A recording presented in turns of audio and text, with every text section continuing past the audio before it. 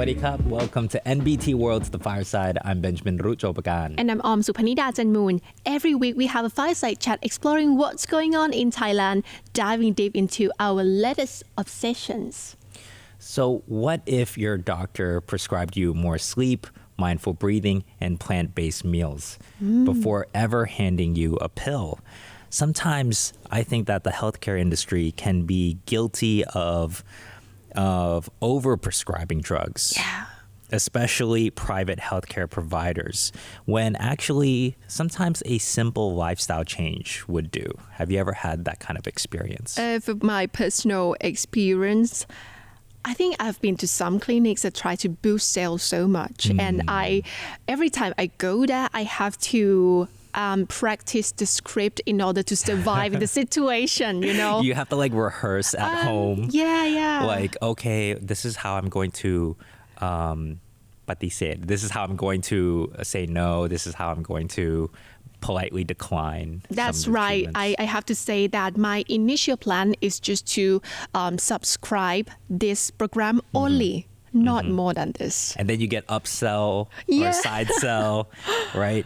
So in this episode of The Fireside, we want to dive into the concept of lifestyle medicine and the role that mindfulness plays in lifestyle choices. So before we prepped on this episode, did you ever hear of lifestyle medicine before? Lifestyle medicine, I start to acknowledge this term in Thailand, but I haven't heard about this term around across the region. Yeah, but they start talking about this more in Thailand. I've heard that. Right. I had never heard of it before. And I was surprised to find that something I've been feeling deep down for a long time, that maybe, you know, some of the medication that we're prescribing is unnecessary and we just need to have the discipline to make healthier choices. Do you know why I know this term? Yeah. Because I know Captain Dr. Yongyut Mayalap as Pimo. Yeah. So Right. that's why he talked to me a lot about this. That's why I know. But I'm not sure about other people as well. So can you share? Have you ever heard about this? Okay, well, according to the American College of Lifestyle Medicine, and that's the ACLM,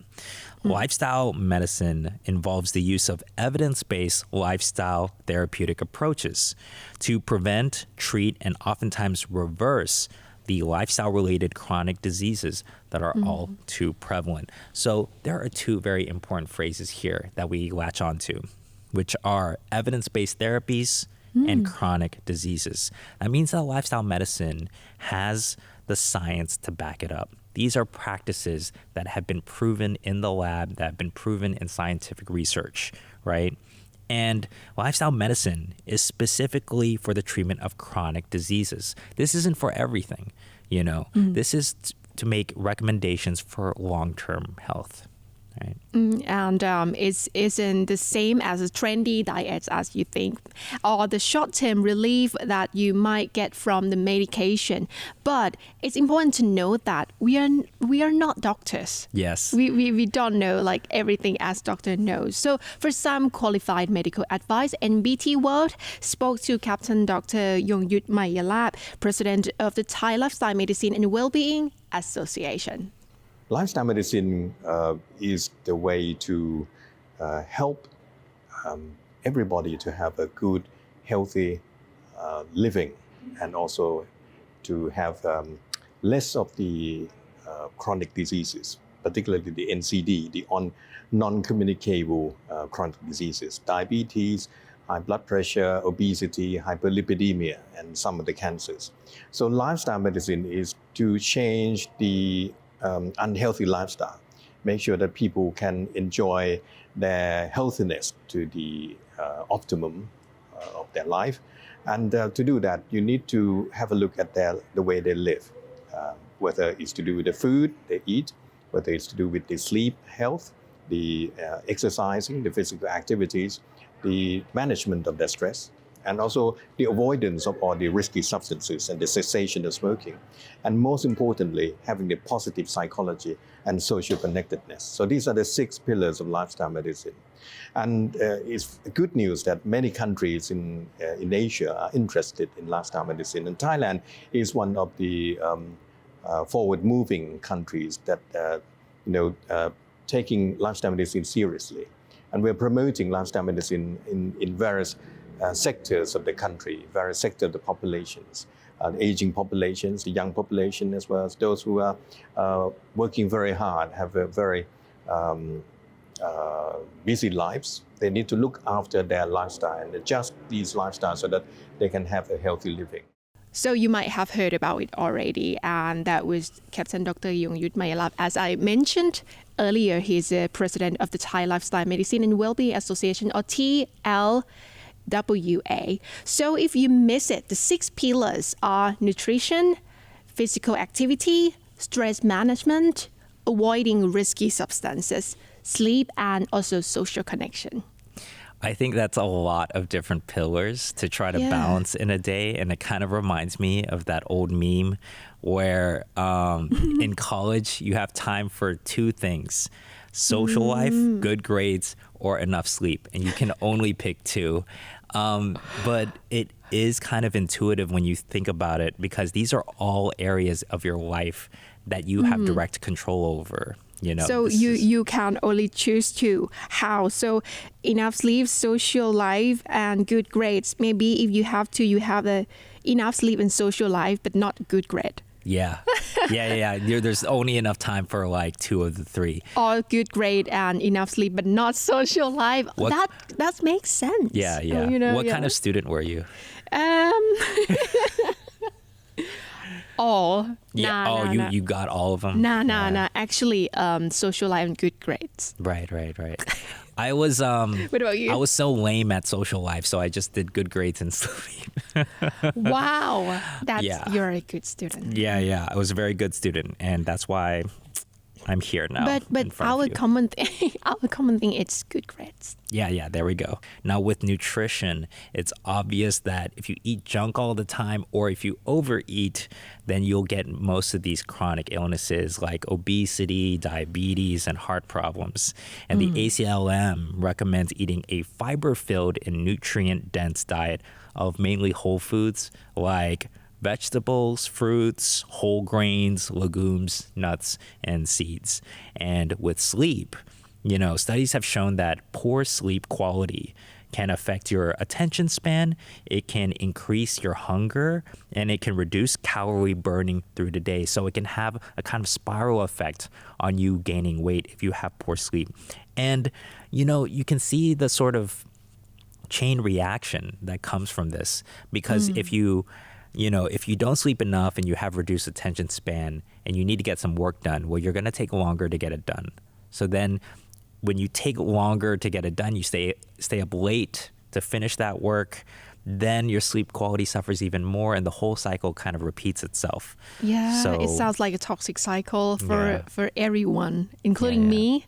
Yeah. So if you are experiencing this, I've heard some term about the growth hormone, but actually it's the thing that the experts in the health and wellness industry still discuss as well. What is the perfect time for sleeping? Yeah. But the information that I have read, it's about from 10 p.m. to 4 a.m. So for example, if you sleep at 2 a.m., you would catch the growth hormone for only 2 hours. I can kind of see why that would be dependent on, especially like the relationship with the sun, and whether or not that your body feels awake, so right. So there's so many terms and science talking about this, focusing on sleep. So that's why you can see that it's very important. So when did you fall asleep last night? 2 a.m. But this is a progress, because it has been a progress from 4 a.m. Right. It was a specific period of time that I always go to sleep at after 4 a.m. The time that I always talk to you that, I got a 4 a.m. night again. Yeah. And I was so That's too bad. Sad. It's such a rough day the next day. And, if you want to, we talked about doom scrolling that other episode about social media addiction. So that's definitely why I stay up late, is like doom scrolling, right? Scroll nonstop. So the third pillar is physical activity, which is a big issue for the modern age. And that's because we're all working on our computers behind a desk.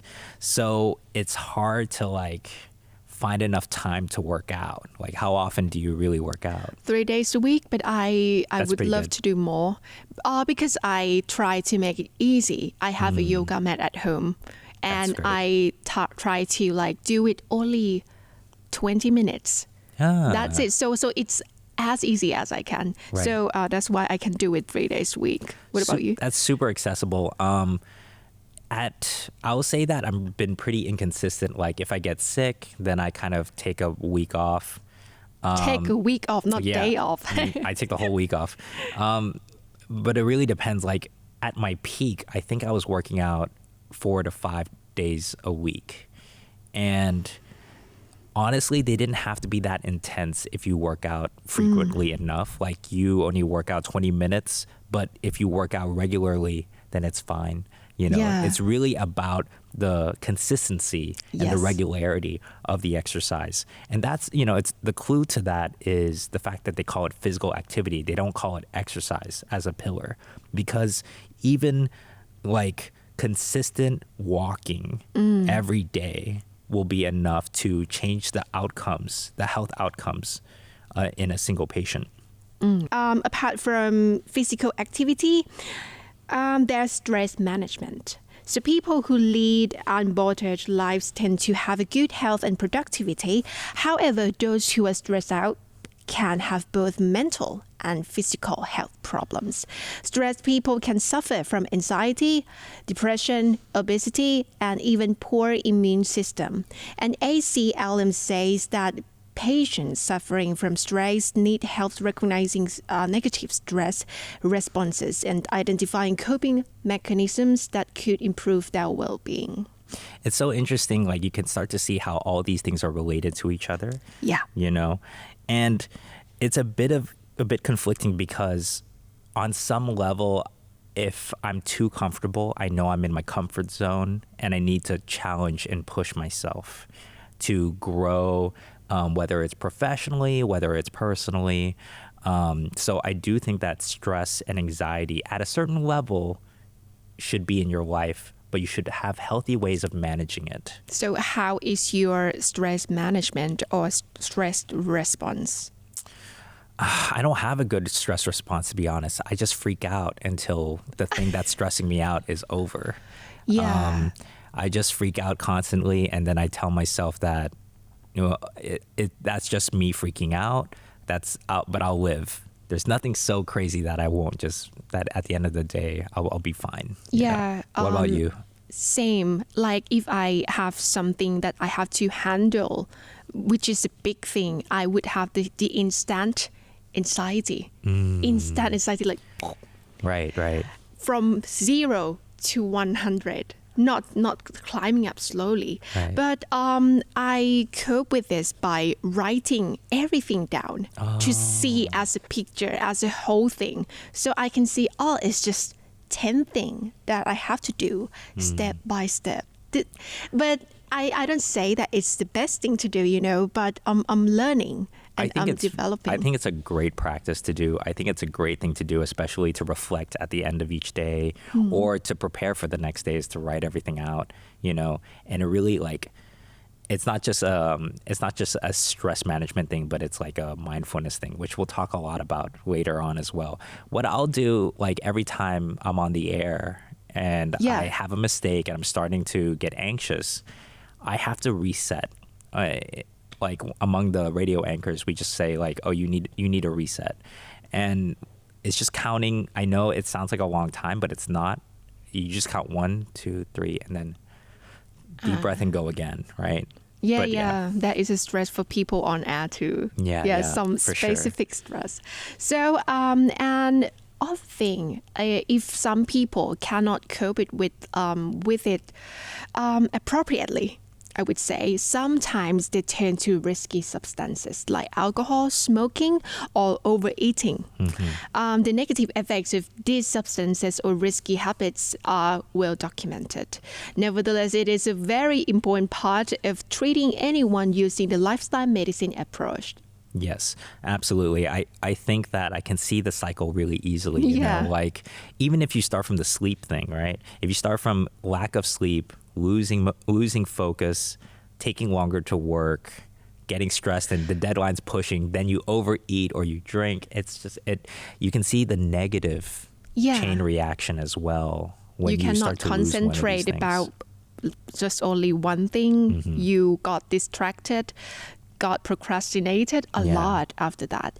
And the last pillar is a social connection. The ACLM explains that relationships and social networks can help to reinforce healthy behaviors. Therefore, it is important to build and maintain healthy relationships that are meaningful and rewarding. So have you ever felt like your social cycle made you healthier? I've definitely felt like when I'm around certain people, especially like family, I'm not trying as hard, or I feel more relaxed, or I feel more at ease. And it feels great to digest and catch up with other people. And it really does help to recontextualize everything I'm thinking. And the perfect friend is somebody who makes you accountable to the way you feel as well, or someone who inspires you to make better choices as well, because they care about you, So definitely having a good social circle, having people who a network of social support to help you make better lifestyle decisions is great. Yeah, to be around people, it has an ability to make you put things down. And which pillar is the most important one in your life? I'm going to say exercise. And I had this whole section written out to like explain it. But for me, exercise is the beginning of all good things. Yeah, for me, in it's my life. sleep. Because it's a big thing for me. And for some people, it's so hard. For some specific time or period of time, you experience the tough time for sleeping. So I think sleep can lead to every good result. Like if you go to bed early, wake up early, you start the day better than the night that you have went to bed, to bed so late. So if you want to see the full recommendations from the ACLM, you check out their handy booklet on the website lifestylemedicine.org. Yeah, there's definitely a few different ideas that I want to share when thinking about the different pillars. We're going to just speed right through them so that we can get to all of them. But the first one comes courtesy of a 2017 TED Talk by longevity researcher Susan Pinker, who examined the common factors that contribute to the longevity of people living in blue zones. Now, just going real quickly, so the blue zones are specific regions around the world where people live exceptionally long, healthy lives, often reaching the age of 100. So these areas are known for high concentrations of centenarians and lower rates of chronic diseases. So Pinker revealed that the biggest predictors of whether you live to be 100 is whether you have good social integration and close relationships, which I think is very mind-blowing.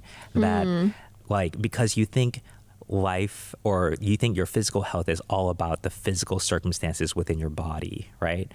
But really, if you have a good social interaction and good integration, not just with close relationships, which is kind of self-explanatory, like close friends and family, but also with the people that you interact with on a daily basis.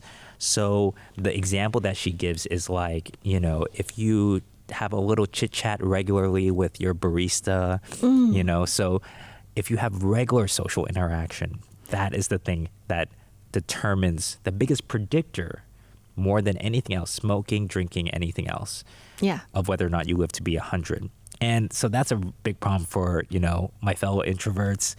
And also the more that we lean on social media and e-commerce as well. But another way to think of healthy lifestyle is how to get started, or how to have a willpower to make healthier choices. So in this sense, there's a lot of research to support the idea that physical activity is one of the most important things you can do to get going. In this psychology study by Australian scientists Megan Orton and Ken Cheng exercise, participants were asked to follow a 2-month exercise routine. Those who stuck to the routine showed improved self-control in lab tests, and they also made healthier lifestyle choices overall. They smoked and drank less, ate better, managed money more wisely as well, and improved their study habits. This suggests that regularly exercising willpower in one area like fitness can strengthen self-control across many areas of life. I think this study is really true for myself anyways. Yeah. I don't know about everyone, and the study participants, it worked for them. It definitely works for me because every time that I can consistently work out, my life improves. Yeah. The outcomes of work, I'm more productive, I have more energy. Personally, I'm in a better mood, so I bring that good energy to all my relationships. So you have to go exercise more. I know. I have to watch this right here. No. I think people want to be around you when you have good mood. Yeah. And did you manage money more wisely as well? No, that's the one area where I disagree. I think I spend more money regardless. I think my relationship with money is very mixed regardless of whether or not I work out. Yeah, and you have been waiting for 6.6, 7.7, 8.8 every time. So true. So yeah, if you ask any trainer, they'll say that abs are made in the kitchen. It's a common thing to say.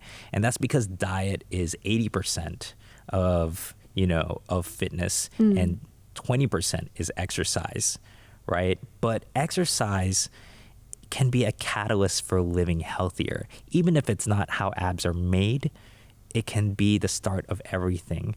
So in another study, exercise was shown to be a trigger for a better life. For 3 weeks, participants filled out a questionnaire at the end of each day about their social interactions and achievements. These achievements can include any personal or work goals that you might set. And the study revealed that those who exercised on a daily basis had more positive social interactions and achievements on the same day. In fact, exercising on one day can be a predictor or a factor of more positive social events the next day. So even if you work out every other day, your whole life can improve. You can have better work and personal outcomes, So these findings show that exercise is not only the spark that triggers a healthier lifestyle, the chain reaction that's positive for healthier living, but it can also kick off a waterfall of positive events down the line and transform generally your whole life, basically. Not to oversay it. It's great information for people who love working out or love going to the gym. But if the gym doesn't seem like your cup of tea, then perhaps you can start with something small like mindfulness, meditation. So mindfulness or sati, as Thai people say, is something we all understand in Thailand, especially in the context of Buddhism. However, the concept of mindfulness has spread far and wide beyond its religious roots. So Claire Kelly is the Director of Teaching and Learning at the Oxford Mindfulness Foundation. In this interview with NBT World, she breaks down the way in which mindfulness can be a tool for lifestyle medicine. So mindfulness is a lot of things. It's something that we all have. It's a capacity, it's a human capacity, but it takes practice. So the training in mindfulness will allow people to develop the habits that we explore. So it's about learning how the mind works. It's a learning about the habits of the mind. Some are helpful, some are less helpful. So what we do in our programs is we help people identify how to navigate the more challenging moments. That might be anxiety, mind wandering, rumination, so playing over and over a thought. Sometimes you wake up in the middle of the night and it's still there and you're still ruminating. And then also exploring how to bring appreciation into everyday life. We, as humans, we have a tendency to focus on the negative, which has, a good reason. Our ancestors needed to be always alert to danger, but it means that we miss out on what's good in life. So we also focus on appreciating what's good, what's pleasant in the world. I think the power of now is so important too. Yeah, absolutely. Being now, yeah. The ability to focus on now and stay in the present and manage stress can lead to all these better outcomes. How can you say decisions. be present? Yeah, to be present. Yeah. Absolutely. So you can see on the website that they take a secular and research-based approach to make mindfulness practices accessible to everyone. So however, they also acknowledge the roots of mindfulness in Buddhist teachings as well. This is where Dr. Yong Yut believes that Thailand can advance its medical and wellness treatments, providing value to repeat travelers. For Thailand, we are hoping to become the hub of medical treatment as well as the wellness hub. I think lifestyle medicine can complement what we're doing at the moment. We Thai people have the benefit of being Thai, having Thainess, and we look after our visitors very well. If we put in the lifestyle medicine and get the service providers to understand how we can look after our service recipients better, understand their circumstances, understand their, healthy problems. For example, if they come for spa treatment, for muscle aches and pains and so on and so forth, if we can understand their circumstances a bit better, then we can provide or customize, personalize the treatment that we offer even better. Most important thing is the empathic communication, to understand the people's situation and try and gear the therapy that we want to offer to them appropriately for that particular person. That will mean that the people who maybe coming from abroad to receive spa treatment, wellness treatment in Thailand will be impressed with the way that we offer something which is personalized for them. And you may be able to get the retaining of the tourists. They will come back again for more treatment next year, for more of the services that you can provide next year. So that's we hope lifestyle medicine can provide support in this respect. That's it for today, and now we turn it over to our audience. Do you want your doctor to prescribe more lifestyle medicine? Do you think mindfulness is the key to healthy living? Let us know in the comment section of NBT World's online channels. You can find us on YouTube, Instagram, Facebook, and Spotify. And thank you so much. We'll see you all next time. Bye.